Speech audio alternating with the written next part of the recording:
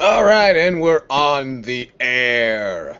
Welcome, everybody, to Monday Night Chaos, or Chaos Tonight. It's the same damn show. You know it, and I know it, but that's not what's important. What's important is that you're here, and I'm here, and that's what makes all the difference in the world, all the difference in the universe. Welcome to Monday Night Chaos, the show where I rap about what I want to rap about, and then we rap about what you guys want to rap about. So, while we're letting the question box fill up, and I know you folks are just eager to ask whatever it is you want to ask, please feel free to drop yourself a line down there.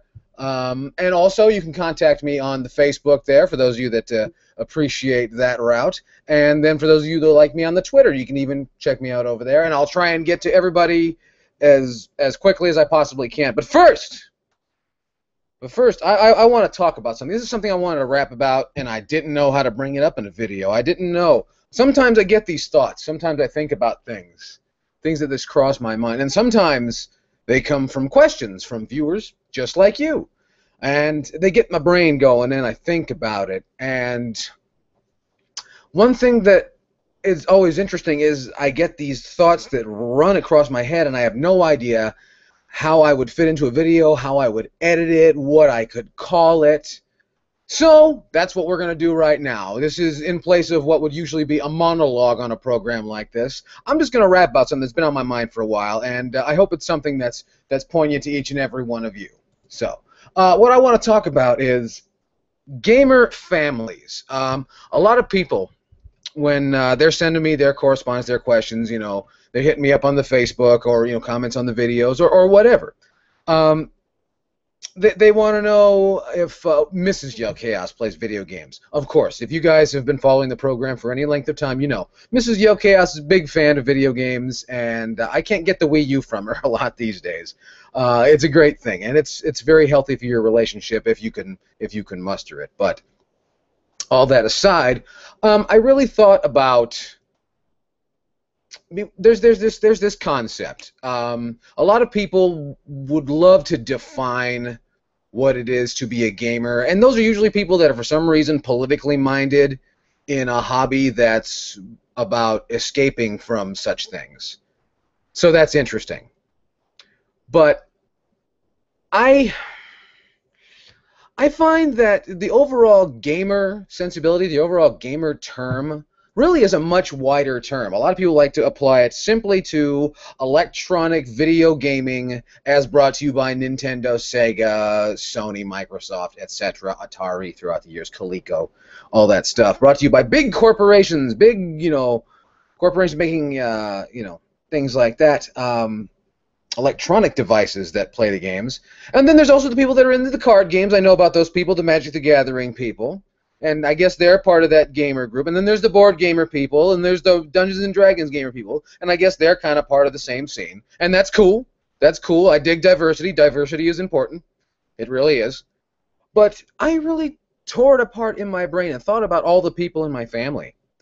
And one that sticks out to me, if you've been following my channel for a long time, you might remember way back when a small little phenomenon for me. It was kind of the talk of my circle and a number of yours. Maybe some of you were there way back when. But talking about how my mom rules at Tetris. Mrs. Yo Chaos' mother is not so much a Tetris. She's a Centipede fan. You should see her go.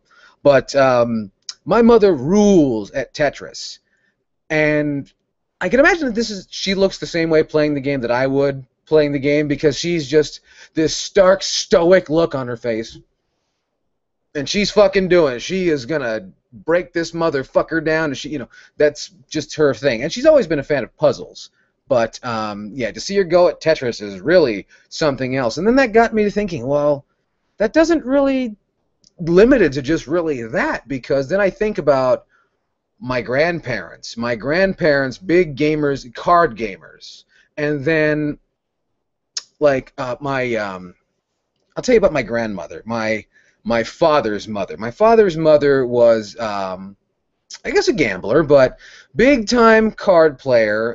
If it had cards and maybe stakes, she was in, and eventually she moved into video poker, which, if you realize it or not, is actually just like slot machines. Slot machines are video games now. They were then, but you know, it was just a little more, you know, that was the technology until they really knew how to harness it, which they're working on now, but we can talk about that later. But and I realize it kind of does come down through my family. My great-grandparents very much playing cards and dominoes, you know, late at night, wherever we were. My great-grandparents liked to drink a lot and play dominoes and yell at each other and shit like that. So there's you know, there's obviously that. There's so much to really take into account when you're talking about, you know, being a gamer. Excuse me.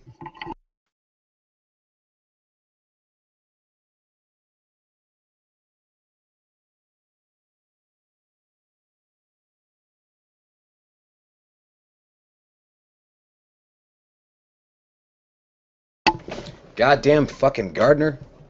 Ruining my show and shit. But anyway, and it got me thinking even further about my father, and my father being a big-time slot player, and I think that came down from my grandmother. And it all kind of ties into the same thing. A lot of people like to take gambling and what I would call adult gaming. And I had a discussion with Ed T1138 about this, and I don't think he really knew where I was going with it, and I didn't really know where I was going with it either. But it's always a conversation I've wanted to have with people. I don't want to insult anybody, but people who are at least in the demographic for what I would term adult gaming, which is stuff like LED or sorry LCD Yahtzee games, and you know, blackjack handheld machines, and casino gambling gaming machines, which are essentially arcades for older folks, people who have money to lose. That's why, you know, arcades, you know, lower prices. Well, at least it used to be. Now arcade game prices are fucking ridiculous. But once again, I'm sure we could have a whole other show about that. Anyway, so that's something I encourage you guys to really think about when you have some time, to think about where your interest can cross with the people that you know and the people that you don't know, and realize that we're all kind of part of the same idea. We're people that like to play games and like to have fun. And there's a lot of people who aren't like that. There's a lot of people who just are not interested in fun. There are people that spend far too much time, you know, hating life. And for those of us that want to escape from those sorts of people, we play games. I don't know if that's your reason, but I know that I like to have fun, and you know other people that like to have fun. So when you're out there being judgmental and drawing your boundaries and saying, well, this is this and this is that, remember, we're all out to play some games.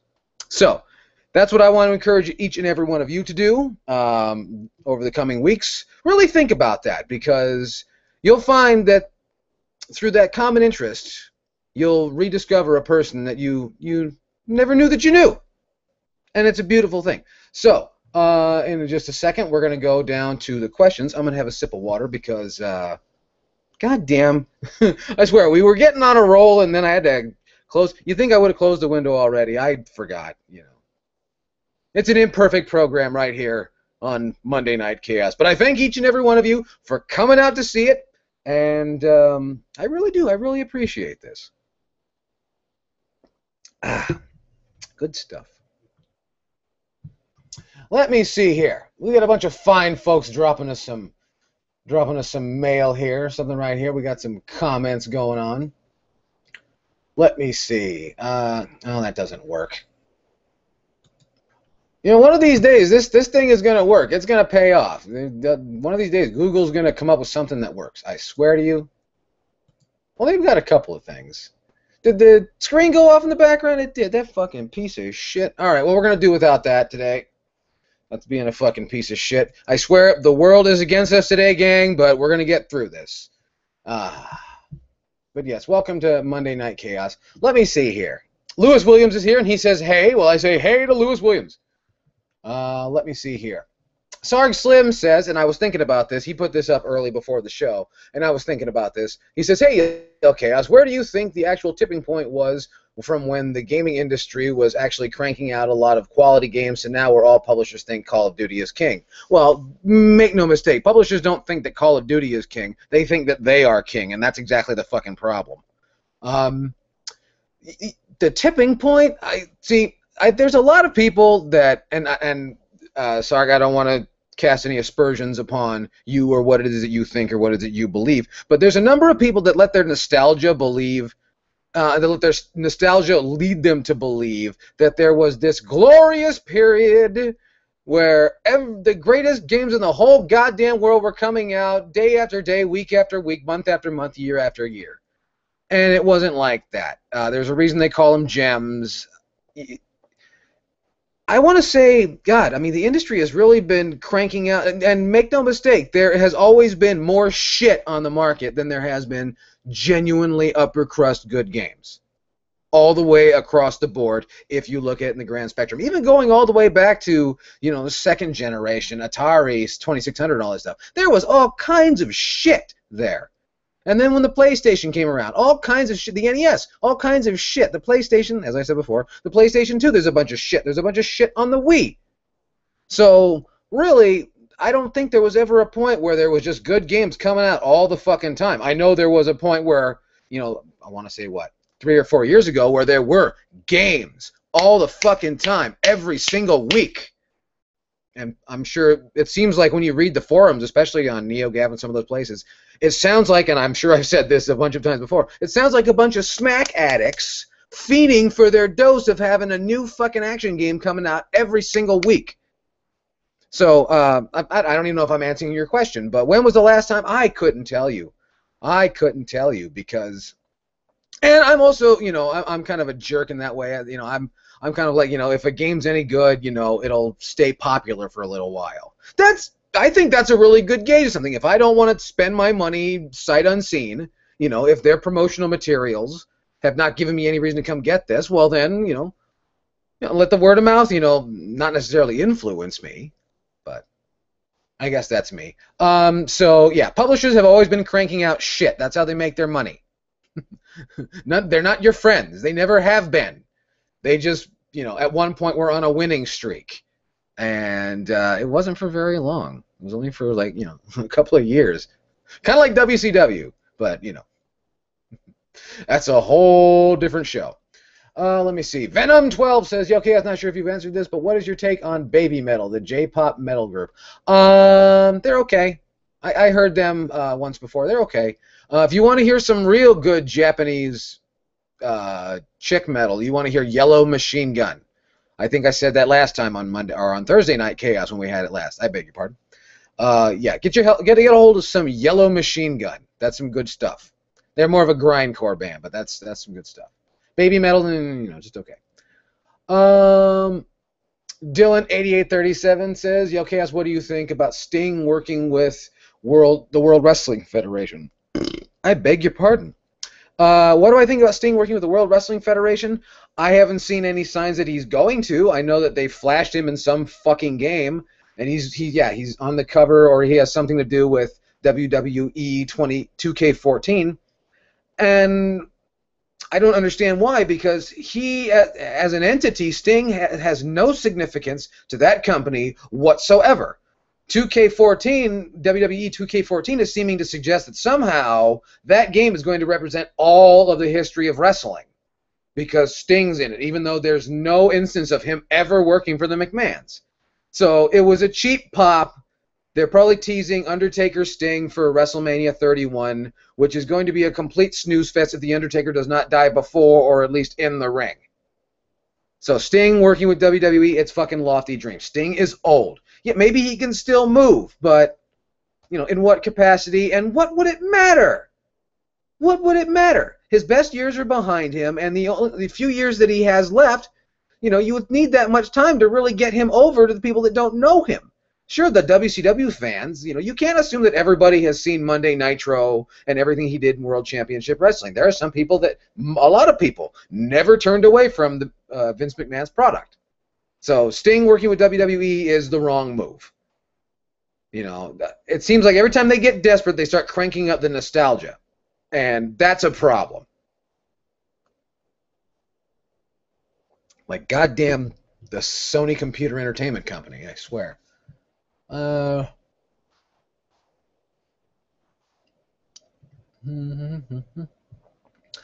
let me see. All right, now I'm gonna see. I'm gonna go check over on Facebook and see what the people are saying over there. Let me see. Come on, hurry up. There's people waiting and shit.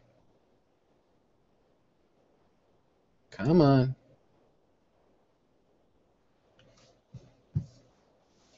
I'm sorry I'm making you guys like look at my chin and stuff. I'm just trying to see what the people are asking me because nothing's working for me today. Austin McElrath says, "Have you watched Rick and Morty?" I have no clue what Rick and Morty is. I am terribly sorry. It must be one of those things that you young people are so interested in these days, like your rock and roll music and so on. But Austin also asked, "Is Club Nintendo crap this year?" I mean, the joke's kind of on me because those are all games I already have, with the exception of Earthbound. So I guess that'll be my excuse to get Earthbound. So hey, you know, it's kind of like Nintendo sent me $10, so whatever, and they saved me what, like, what's that loose cart going for as of right now? Like $120, $150. People are out of their fucking minds. It's retarded. Oh man. I swear, going on eBay, I'm gonna riff on this for a second, because going on eBay now, it used to be infuriating, and now it just looks like, if you'll pardon my totally politically incorrect analogy here, it looks like a bunch of retards with helmets running into each other in a dirt arena. Like, are you fucking kidding me? You honestly believe this bullshit? You know, and there's tens, if not hundreds, of them on eBay. It's like, you should pretty much be able to figure out that they're not rare if, you know, there's that many of them out there, you know. I mean, then again, I don't know necessarily that these are people that have, you know, a very high stem of education. I don't know that they don't. I don't know that they don't, so I shouldn't be a total mean person on that one. But anyway, Club Nintendo, it is what it is. You know, a lot of people wonder, and I've seen throughout the forums and so on, they ask, well, why is this, I wonder? And it's like, well, look at it. They've spent a lot of money this year. They really, I was going to cut a video about this too, but they've spent a lot of money this year on promotion and, you know, stepping away from conventional marketing. If you look at just the E3 presentation, the show, not to mention the people they had to pay and the equipment they had to get to make something like that happen, that's serious business. That's big money. It really is. And these are things you have to take into consideration. And it's been a knockdown, drag-out, blowout year for Nintendo. And apparently they're swinging real hard at this year's San Diego Comic-Con, too. So that's where the money's going. And, you know, there's a lot of people that say that Nintendo owes you something. It's like, well, I mean, if that's the way you want to look at it, because you do give them your input and you do give them your money, sure. But then again, you know, I want to tell you something, and people may not realize this. I talk every so often about stuff I get from Club Nintendo. Like, I got the calendar. I got the calendar this year. I always get the calendar. It's just really neat, and I like it. And not going to get my calendar this year, and that's, you know, it's not so much a big deal to me. That will make those two calendars that much more special, I guess. It's like, hey, remember when they used to give us stuff? So, but when I fill out the Club Nintendo surveys, I'm not helpful in the slightest. Not at all. Like when I did Kirby's Epic Yarn, they said, what are you most excited to experience with this game? And I said, Kirby! And they said something else, so I said, Yarn! I am completely unhelpful and uncooperative in those instances. And I encourage you to do the same. You know, if it was really that big of a deal, they'd ask better questions. That's what I really think. If you really wanted to know, you'd ask better questions. So, let me see here. We got more people on the Facebook, and then I'll jump back to, oh, this fucking thing doesn't work. Austin McElrath says, you planning on seeing DBZ Battle of Gods? I imagine that means Dragon Ball Z. Then no. Anthony Khalif says, what games are you looking forward to coming this fall? Oh, I don't know what's coming out this fall. God damn it, I was just looking at the thing and now I can't remember. Bayonetta. Bayonetta 2. That's going to be really cool. I'm looking forward to that one. And Smash Brothers. Smash Brothers on the 3DS. And was there something indie coming out that I was looking forward to? I've gotten more into indie games in recent years. Or not recent years. recent months. Trying to think. Those are two that stick out right now. God, I wish I could remember. My brain's just going around about other things. So sorry I couldn't be more helpful. If I remember, though, I'll spit them out. Let me see here.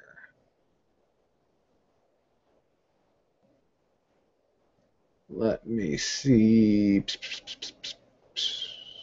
What do I think of all this Hyrule Warriors hate? I didn't know there was any hate on Hyrule Warriors. Usually when I walk in and there's a room full of hate, I'm like, you know what? You bitches can have that. I ain't got time. I gotta go eat or something. I don't got time to stand around here and stomp on something when there's better shit to do. Like I could be watching like Charles in Charge, or watching Ninja Turtles with my wife. I'm not gonna sit here and talk bullshit about this with you fuckers. I know I might not want to pay full price for Hyrule Warriors. That's all I can really say. And I heard someone said it's like, oh, it looks repetitive. It's like, well, they're fucking Dynasty Warrior games. They're all repetitive. So what? Some of the most hilarious movies you will ever see are incredibly repetitive. And it's used to great effect, and maybe they'll do it this time. Let me see. Let me see here. No.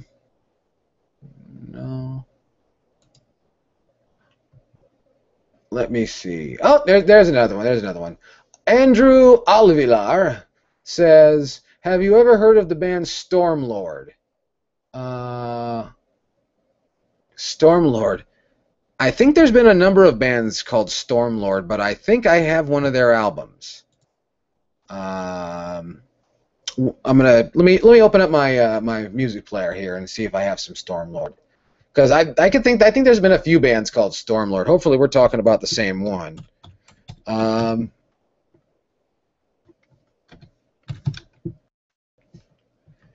Yeah, I have an album from them called Mare Nostrum, and that's a really good album. I like that one a lot. The production's really solid, and it's interesting because it's kind of like an amalgamation of all the metal that was popular in like the middle 2000s. There's some black metal in there, there's some death metal in there, there's some thrash, there's a little bit of, there's a lot of harmonies in there. So I think they're cool. Hopefully we're talking about the same Stormlord because I know that there's at least another band called Stormlord. Let me see here. What else? I want to get to everybody now. Andrew Alvilar also wants to know, what is a relatively unknown black metal band you enjoy? I don't know. The problem with black metal is because in the grand scheme of things, it's very obscure, but in the internet scheme of things, it's not obscure at all. I can't really think of anybody obscure. The most obscure black metal bands that I would know would be like Asmodeus and, like Belial's Noose and like Christian black metal bands. I know that they want to call themselves white metal, but that would probably be Agatho Diamond and like that, and Crimson Moonlight and shit. Yeah, that I could never really tell what's obscure and what isn't. On the internet, nothing is obscure, I've learned. Which is a good thing and a bad thing. That's a double-edged sword, absolutely. Anthony Khalif wants to know my opinion on Duke Nukem Forever. I didn't play Duke Nukem Forever. I saw some reviews of it. Some people liked it, some people hated it. It looked a lot like, Duke Nukem from the 90s. And, I don't know what people were expecting. I guess they were expecting, Call of Duty with the Duke Nukem name attached to it, I guess. If I remember this correctly, that was a long time ago. I remember there was some debate about it, and they came with a statue. I don't remember a lot about that. I remember people were, getting a little huffy about it. Let me see here. I wanna see what the looks like on the question front here, because you ask some fine questions from time to time, and I really appreciate that. Let me see here. Da, da, da, da, da, da, da,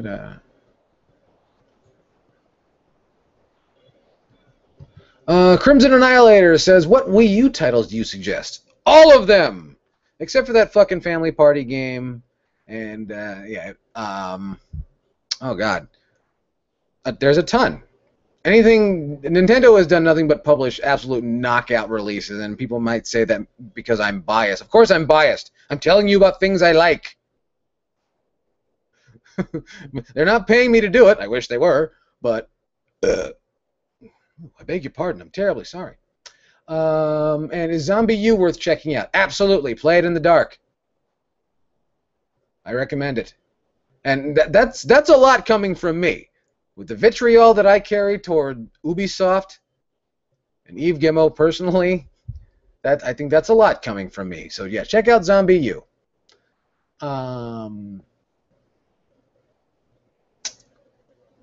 Let me see here. Panda Drew says, if you were in charge of World Wrestling Entertainment right now, what things would you fix first? Frankly, Drew, that company is beyond repair. You'd have to really... For those who don't know, WWE is apparently in the process of shedding $20 million from their budget for this year. And when I heard that, my heart stopped because I realized that $20 million is more than the operating revenue of every independent, when I say independent, I mean outside of Ring of Honor, WWE, and TNA, every independent wrestling promotion in fucking North America, and excluding AAA and CMLL. Every other wrestling promotion in North America does not have a budget of $20 million combined. Any of them. If you took the budgets, I hope I'm not over-explaining this. If you took the budgets of every single independent wrestling organization in North America that is not AAA, CMLL, WWE, TNA, or ROH, there's a lot of letters in there. Every other wrestling organization, you wouldn't even be $10 million, and there are thousands of organizations. There's something wrong with that. A company that spends that kind of money and is, losing money at a geometric rate. They may as well change their name to Sony Computer Entertainment or Staples Incorporated. That's a good one too. Yeah, if I were in charge, that company would be too big for one person to try and run it. That's why it's going to shit, because Vince McMahon thinks he runs it, and he's doing his best, but he's kind of leaving it up to incompetent people, and that's really the problem. If I were in that position, I'm sure I'd tear my quads pretty often too. Josh Bond wants to know what I've been watching lately. Today I've been watching WCW Monday Nitro. I've been trying to watch that show from the very first episode on, and it's an interesting journey. 95 was a year for some good games and some shitty games. I know that because that's when they would advertise them during WCW Monday Nitro. And so a lot of the videos I'm finding still have the commercials attached to them. Also for stuff like the Miracle Ear and that sort of thing, which I think is interesting. Like, oh, I remember that. I don't know why I remember that. I mean, I'm not anywhere near the demographic that would, be best suited for a product like the Miracle Ear. But anyway, I'm watching that, and the wrestling is really good, and Steve McMichael sucks. Thank you for asking, Josh Bond. Mr. Picatoad 42 says, do you enjoy the Alien movie franchise? Mainly the first two movies. I've only seen the first two movies. I haven't seen anything else from that film series. Yeah, Alien's a horror movie, and Alien 2 is a balls-out action movie with Bill Paxton in it for some reason. Quite similar to the difference between Tombstone and Wyatt Earp. Tombstone is a balls-out romantic action movie, and Wyatt Earp with Kevin Costner is boring. Let me see.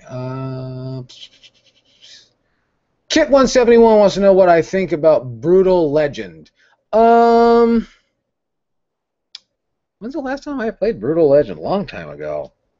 I remember the first time playing. The first time I played Brutal Legend, actually, was at Full Metal Vegas 1, now that I think about it. In 2009, Full Metal Vegas 1.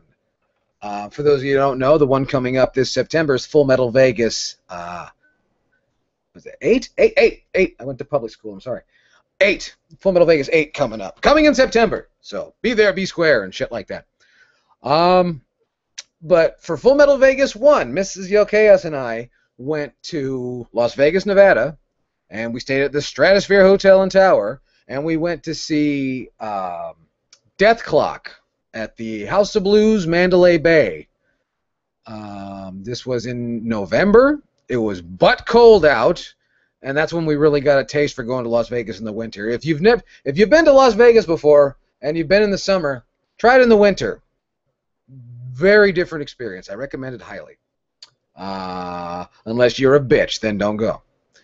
What else? But we went to see them, and they were with Converge and Mastodon and High on Fire. We missed High on Fire for some reason. Converge was not much fun. And Mastodon, I imagine if I were really, really, really, really, really, really high, then it would have been great. But it was just okay. And then Death Clock came on. Anyway, I think the sponsor of the tour was Brutal Legend. And that's when Eddie, the main character from Brutal Legend, somehow got shuffled into Metalocalypse, and he worked with them. I don't know what the story was, but there was a short snippet cartoon that came with it. And I played the game, and it was on the Xbox, and I'm like, oh, I fucking hate the Xbox controller, and that was pretty much that. But, it was cool for what it is. To me, it was kind of like the heavy metal version of the Burger King games. Not bad, if a little cliche. So I will say that. I beg your pardon. Let me see. Santiago Cali says, did you watch the new Fatal Frame trailer for Wii U, and do you think there's a chance it will be localized for North America and Europe? Yes, I did, and yes, I do. It seems like the demand is very strong. Now, hopefully, I think it may get localized. I have a feeling. And North American Fatal Frame fans, you better buy this motherfucker, because this might be your last chance. Spirit Camera didn't do so hot. Now, I know what you're thinking. That's not a real Fatal Frame game. Well, they don't see it that way, and they're doing everything they can. And if this is a flop, we're not going to be seeing Fatal Frame around for a long time. So, remember I said that. But I hope so, and I hope to play it. Can't wait for it. Let me see here.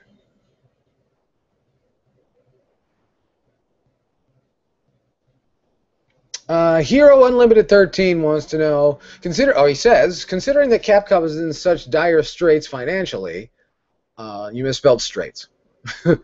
Which companies would you say to be the best bet to buy their IPs if they do collapse? Well, I'm not really the person to ask, because I have recently kind of uncovered that the situation over at Capcom is a lot more complex than a lot of people realize. What with the kind of money that they owe, whom they owe it to, that's a very complicated, delicate situation.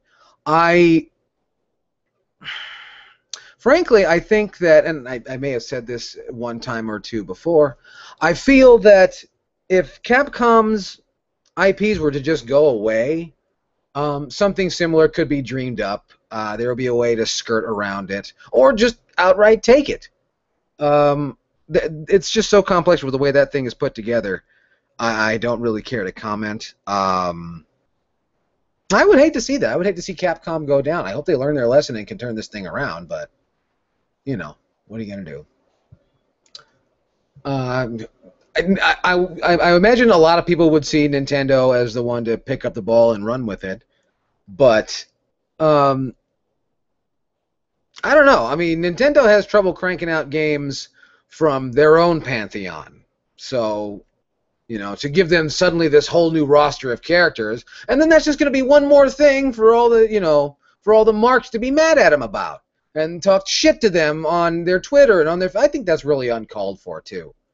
When people use like really harsh words, in that setting. And I'm not trying to be censoring or anything. I've seen some people say some fucked up shit on some Nintendo posts on Facebook and Twitter. It's like, ouch. It'll just be one more thing for them to be mad about. So you're damned if you do and you're damned if you don't. I mean, what would really happen is that the game industry would have to get really strong again for that to even make sense anyway. Otherwise, you're gonna have it's kind of like the New York Yankees. A lot of guys just kind of sit around and be millionaires.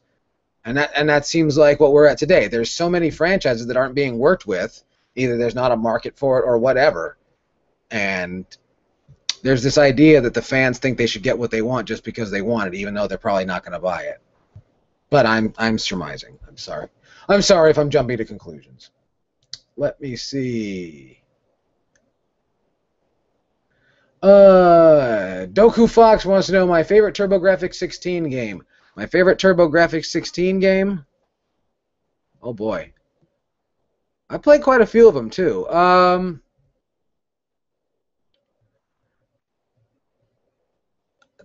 Two, and people would say, well, why don't you pick this game? Why don't you pick that game? Why don't you pick this game? Why don't you pick any number of the spaceship shooters? I don't want to. The two that really stand out most to me and mean the most to me, and I'll tell you why. One is the venerable Bonk's Revenge, and I hope to track down a copy of Bonk's Revenge at the Classic Gaming Expo in Las Vegas. I really do. But that game's kind of pricey, so I gotta look out for that one. In fact, I saw somebody selling just the sleeve for it for like $15-20. So have to be careful. But there's that one, and then there's also these are both Hudson games, if I'm not mistaken. I could be mistaken.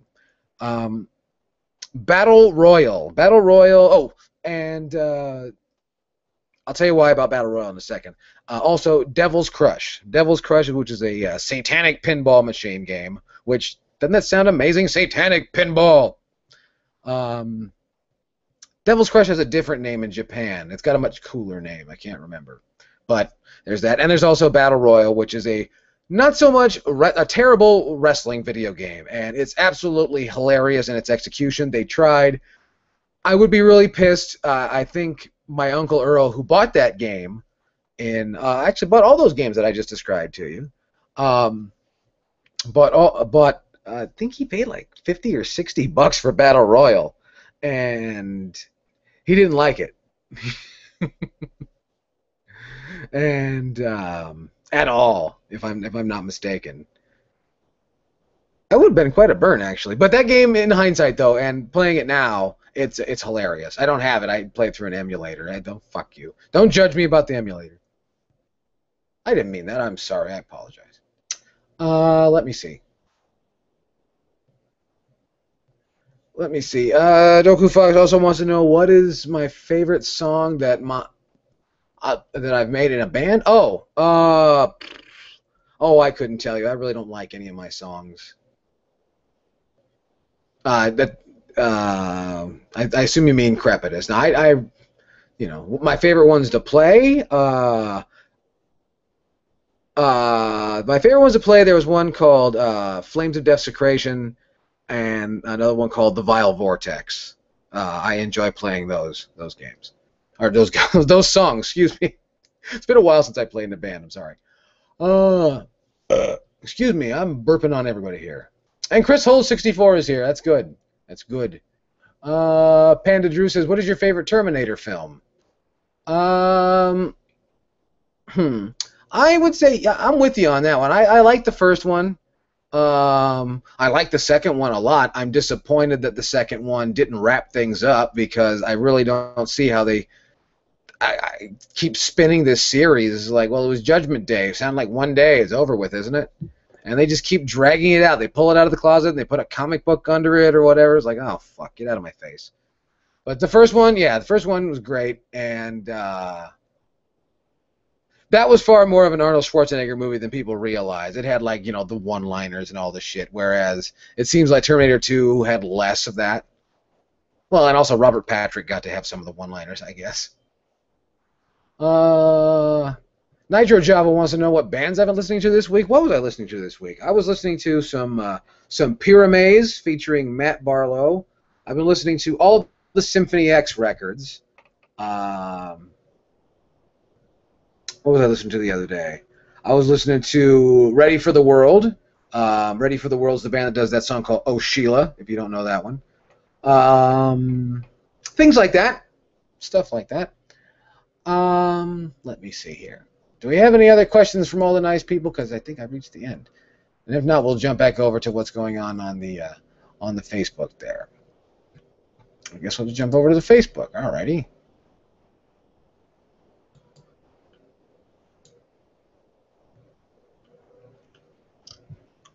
Let me see. Crimson Annihilator wants to know when's the next 8-Bit Podcast episode. You son of a bitch! How dare you! No, didn't I say it's coming out very soon? We haven't cut it yet. We've been having all sorts of difficulty with technicality, and technically we had a difficulty, I guess you could say. And scheduling issues, and people falling asleep. I'm not going to name names. And people being in fucking Canada. I'm not going to name names.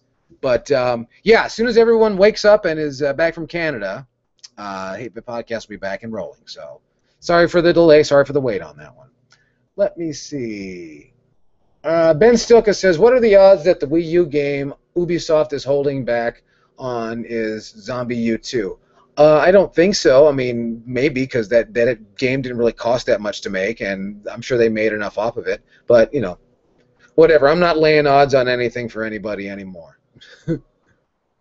Let me see here.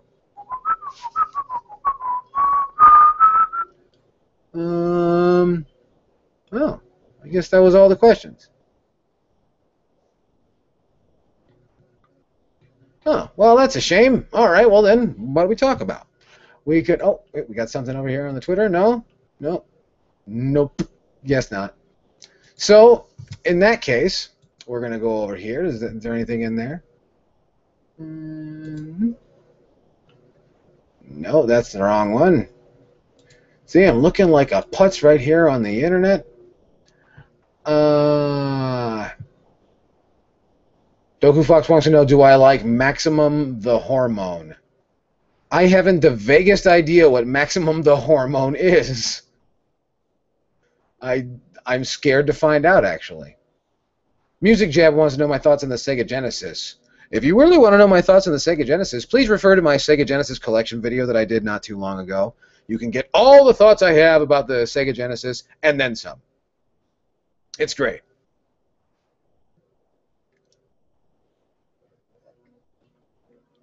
Especially the Model 1, and if you run the headphone jack through separate powered speakers, it's fucking amazing. Let me see. Ed T1138 says that Devil's Crush kicks ass. He would know because, he's right. Any new upcoming PlayStation games in the next 3 years you are willing to play? It's going to be about another 3 years, isn't it? Oh, my God. No. No, the only game in the next few years coming out outside of Nintendo consoles is coming on the Xbox One, and that's Scalebound, which I still have limited information on, but my interest is piqued. So, am I going to run out and buy an Xbox One to play it? Probably not.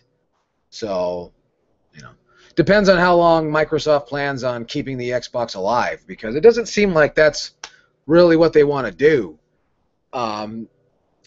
If you guys are at all aware of the 8-Bit Podcast Network of Hate group on Facebook, we go round and round about the news of the day, and that's something that's interesting to me, is that the people, the talking heads over at Microsoft Corporation, cannot seem to make up their minds as to whether or not they're going to put emphasis and oomph and money behind the Xbox One or not.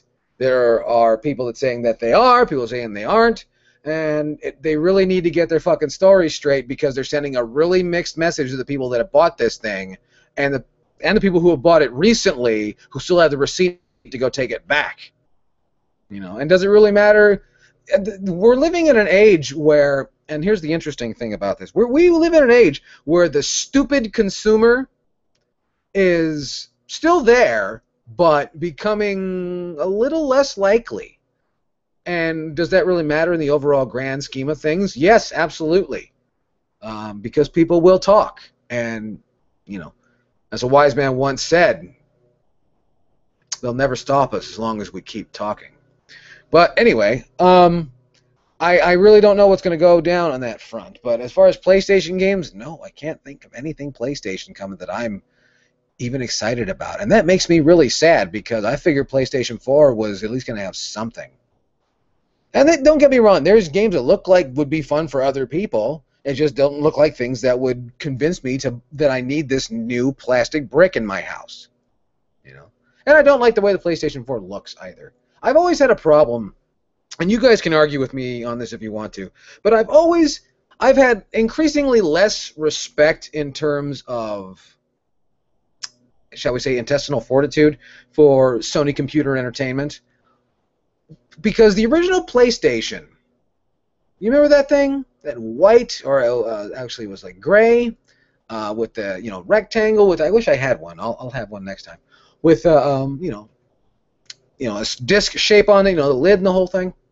I'm describing that perfectly, aren't I? It looked like something from space at first, but it looked like a video game console, and it still does. If not for its reputation, but just in its sheer, aesthetics alone. It looks like a machine that plays video games.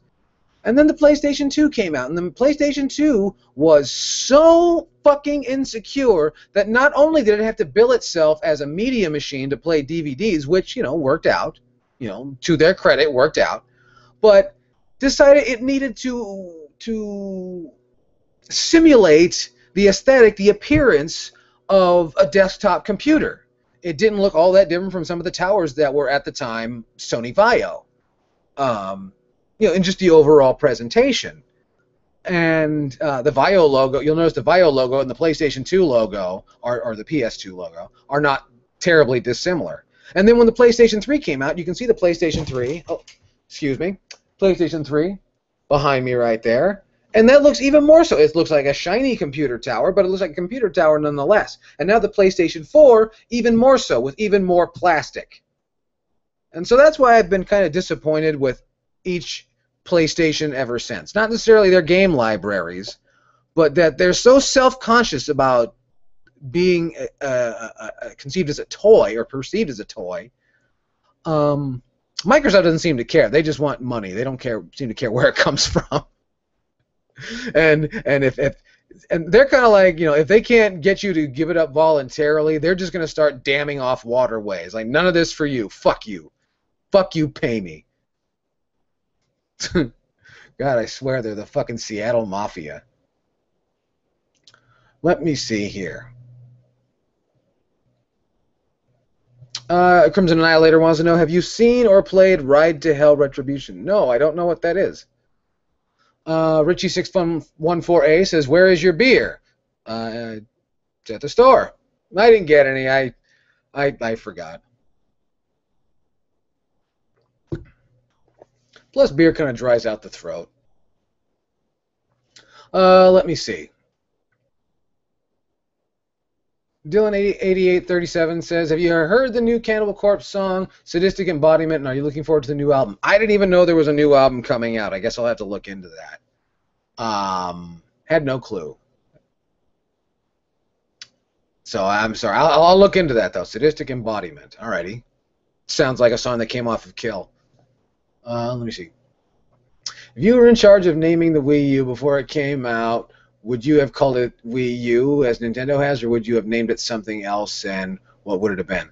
I was really in favor of the Super Wii, but, the Wii U needed to be kind of mysterious because the Wii had kind of been overexposed. And Wii U is kind of a mysterious, intriguing name, at least at first. Well, you would think so. until you allow, you know, average fucking consumers to get involved. And then the fine folks at Walmart who, you've been to Walmart, you don't need me to explain this to you. Um, so, and I don't want to blame individual people. It's just that, you know, a lot of people think that the name is the problem. I don't think the name is the problem. I really don't. Um, Maybe the U is the problem, but yeah, I don't think the name is the problem. But what if I had called it the Wii U? Probably not. I wouldn't have called it the Nintendo Cafe either. Uh, do I think that there's any hope for indie developers on the mobile market? Absolutely. The problem is it's got to be the ones who know how to make a loud bang noise and get everybody to look at them. And that's getting increasingly harder on the Apple App Store and the Google Play Store. Which reminds me, after the broadcast is over, if anybody you can think about it, do something for me. I've got an Android tablet these days, and of course I've got an Android phone, and I cannot find any fucking games that I'm willing to spend a fucking dime on in the Android Play market or in the Android, you know, ecosystem as far as games and stuff like that. I have not found one game worth my fucking time. Everything that I see there is all shit that I've got a better version of on, you know, a different system in my vault. So if you guys know something, just lay it on the line. Tell me. Drop it on my Facebook, drop it on Twitter, something like that. Let me know, because I'm fucking drowning here in a sea of boring video games. Let me see here. Lewis Williams wants to know, where do I see gaming in 5 to 10 years? In 5 to 10 years, well, let me tell you something. I couldn't tell you where it's going to go. I don't want to know where it's going to go. I just want it to get there. And there are people that will tell you that the video game industry is crashing or that a crash is coming. I'm one of those people, but that's let me explain. And then there are those people, and I won't name names, who think that video games is bulletproof and they'll bounce back from this and be, you know, around forever. And both of those statements are true. Right now, a lot of, I don't know if it's just American culture, but at least North American culture is very much shaped just like professional wrestling. I've said this before about the Olympics and any number of things, really. Political campaigns, particularly the President of the United States and the Prime Minister of Canada, sometimes that's important. Sometimes the President of Mexico being elected, sometimes that's important. And there's all kinds of this really strange drama, murky drama, you know, designed to push you one way or the other. And in that, it's become more and more apparent, when I say like professional wrestling, that the media has picked a side and is pushing you one way or the other. Well, now we live in a time where we really, realistically, we are living in a time post-gaming industry. In that, and I don't mean that in that it's, you know, dead and it doesn't matter. I mean in that, like I said earlier in the program about how all the people you know and how gamer is such a wide term and it can cover so much and bring so many different kinds of people together. That's the beautiful thing about it. You know, so don't forget that. That's important. And you know, but I just how can I explain? Because I want to say this right. I don't want to, you know, I wish I'd taken time to flesh this out a little bit better.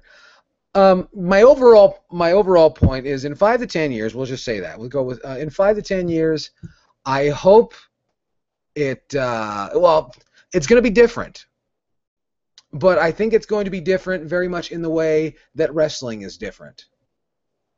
If you really look at professional wrestling now, the only thing that has really, really changed overall, I'm talking about 60 years, from the 1950s on to the 2010s, over more than 60 years of wrestling on television, the only thing that's really changed all that much is the equipment and the lighting. Guys are still big. They're still doing angles of I hate this guy and you should support me because I said this, and your presidential election is run the exact same way. It's all about taking sides and things like that. I think the video game industry will appear to be different, and it'll have to, in the same way that, for those of you who know anything about Las Vegas, Nevada, for those of you that live in Las Vegas, Nevada, you'll know that one thing that Las Vegas, Nevada claims to be good at is reinventing itself to appeal to, you know, its next set of guests. And that's what the gaming industry is going to have to do. It's going to really have to adjust its strategy and move towards the people that want a product similar to what it is they're making. Because there's far too much of, I don't want to say elitism, but there's the gaming industry it seems, at least in the terms of what PC is strong as it always has been, from what I understand. But the consoles are going after the PC market, and they're going after a steadily eroding marketplace. You know, dudes from 18 to 24 with unlimited cash to spend on their fucking internet bill, and you're fucking hawking Doritos and Mountain Dew, so you expect them to buy that shit. And they're going after a market that is disappearing. And hopefully in 5 to 10 years' time, and then I'm not making an estimation of where I think it will be or where I know it will be, but where I hope it will be is I hope it will be relevant, poignant, important, and fucking entertaining. That's what I hope for, anyway. Let me see here. That's all I want. I don't think that's too much to ask. Do you? They better get their shit together. Same thing with Las Vegas. They need to get their shit together too, but, you know. In due time, as I keep hearing. Maximum the Hormone is a Japanese heavy metal band. I will do just that. In fact, Noel, if you want to do for me, if you want to drop me something on the Twitter, because I know you're on there a lot, that way I remember. I appreciate that. Thank you.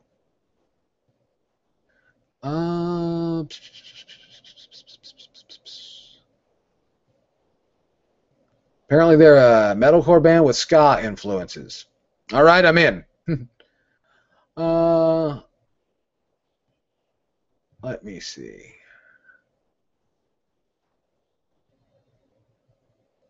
Okay, here, that's an interesting topic. Let's talk about that for a few minutes. If you notice, we're going to go overtime on Monday Night Chaos here tonight, so I hope you guys don't mind. I want to get everybody's questions in real quickly. Before I jump on this one, actually, Super Saiyan 3 Doman says, will you run for president in the 2016 presidential race? No, I am not old enough. I will not be eligible to run for president until the 2020 presidential election. So, and in 2020, who knows? Anyway, Venom 12 says, it seems that the people who play tabletop role-playing games seem to be the most looked down upon. Why do you think this is? Because they're quiet types.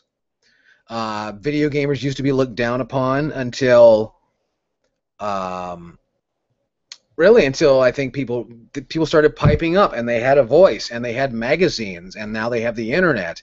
And those people don't really have that because their source material comes out of a book, and books are sometimes looked as passé.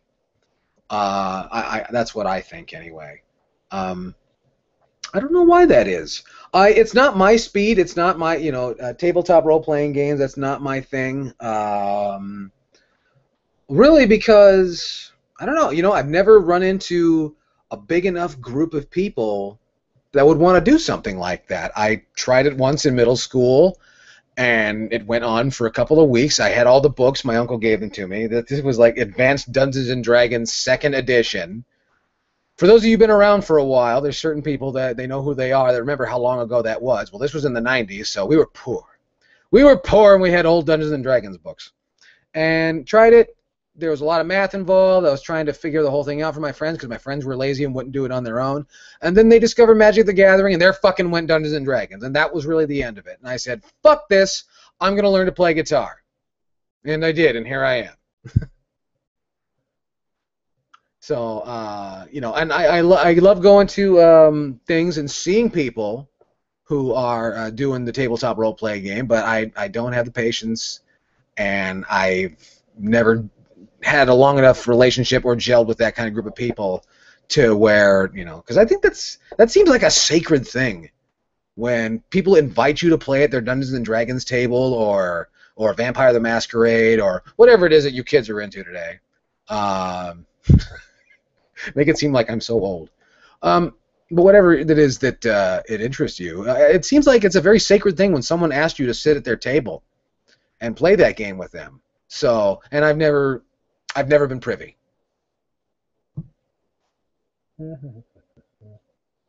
But as soon as I am, then I can talk about it.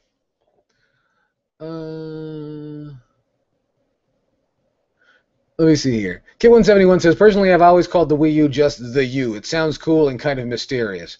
Well, yeah, in the same way that, like, Detroit is called the D, because it really covers up how horrible it actually is. No, it doesn't. It sounds even scarier. So the Wii U is scary now, because of Fatal Frame and Zombie U. Am I a fan of From Software's Soul series? I can't say that I am.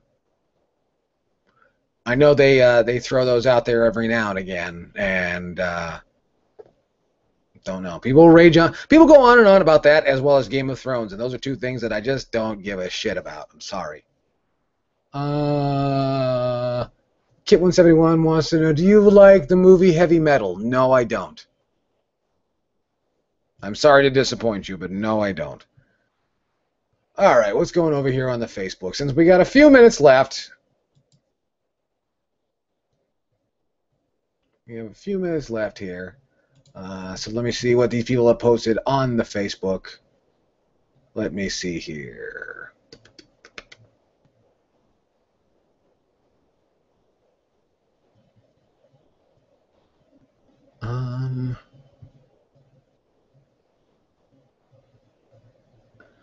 Austin McElrath says, do you think cartoony-based characters in gaming express better emotions than the games that try to be realistic? Your thoughts? I don't know. That depends on the game. That really has to do with the creator and the writing. I don't think... People give a lot of credit to the graphics. People give a lot of credit to just the pictures on the screen when a lot of thought and a lot of planning went into that, and it started with words on a page. And so really, it's the ideas that are what's communicating emotion. The picture is just kind of serving as, you know, something that you can cast your own emotion onto. I find that games that try their hardest to be realistic seem to want to do all the work for you. If you really want to see what I mean, you know, play a game like, you know, a seemingly open world game, like, or I shouldn't say open world, but like, you know, Uncharted, an adventure game like that, and then go back to play Adventure on the Atari 2600, and realize that they're very much the same kind of game. It's just presented differently. You know, you are on a quest. You need to figure some shit out. And I think that what the realistic games have really done is crippled the power of imagination. Imagination is one of the most powerful things on this planet, in this universe. And I think that sometimes there's a need to strip those things from you, because I've never understood why people use video games to tell their stories. Like, if you want to tell your story, write a book, make a movie. You know, I think that's I don't know. It just seems like people want to project all this stuff in a video game, and not to say that I'm against, you know, the projecting of emotion. You know, somebody's beckoning me. That's not what I mean. Because, you know, Super Mario Galaxy was emotional like a motherfucker. But what I guess you're right in that, you know, I guess it's more or less the idea behind it, and so maybe that might be a deeper topic. I really want to explore that, actually. So maybe we'll talk about that on the 8-Bit Podcast. That sounds like a roundtable discussion. I think we could really pick that apart. Or if those guys ever invite me onto an... I think I pissed off the guys on another gaming podcast. I don't think they're going to invite me back because I said a bunch of bad words. So, but if they invite me back, then we'll talk. Maybe we can talk about that, because that seems important to me.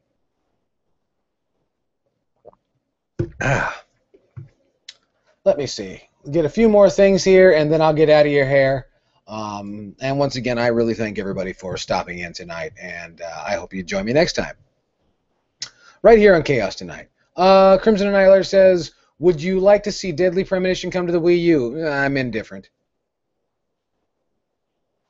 And Crimson Annihilator says, what games would you like to see ported / remastered on the Wii U? I don't wish for games like that. If they're going to do it, fine. I can't stop them. If it turns out to be something I'm interested in, like Star Fox 64 3D, for instance, cool. But I'm probably not going to pay full price for, a remastered game. And I'm one of those guys that I don't mind having to track down a system if a game's that good. And there are some games that are that good to where you have to own a Super Nintendo or you have to own a Panasonic 3DO, things like that. Then I don't mind that. I am that dedicated to the craft, to the cause, to the hobby, to the legacy, and to the history. And I hope each and every one of you are. So, with that, I'm going to get out of your hair because I've been here for far too long. I thank each and every one of you for stopping in to Chaos Tonight, and I hope to see you next time, next week, or maybe next month. I don't know. No, I hope to see you next time on Chaos Tonight. Thank you very much. I also want to remind each and every one of you to subscribe if you haven't already. I'm sure you have, but please give it a chance. I also would like, you could follow me on the Facebook, follow me on the Twitter, and also don't forget to prepare yourselves because Full Metal Vegas 8 is coming up. Classic Gaming Expo 2014 is coming up. And also, there's going to be the Classic Gaming Expo Survival Guide coming very, very soon. And I hope you guys check that out. So, thank you for joining me. You guys are beautiful. And I'm Yell Chaos. I'll see you guys next time. Take care of each other and have a good night. Bye-bye.